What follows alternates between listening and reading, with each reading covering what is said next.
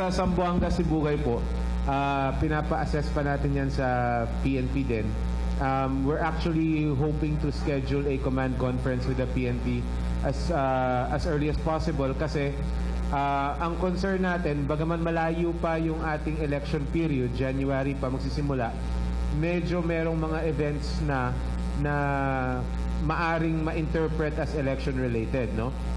But we want to be careful also before putting a label on such events kasi ayaw naman natin magkaroon ng impression na sobrang gulo na in fact hindi naman pala. Because unfortunately, talagang hindi naman din lahat ng ganyang events election-related even if they are involving elected officials. So we just want to make sure.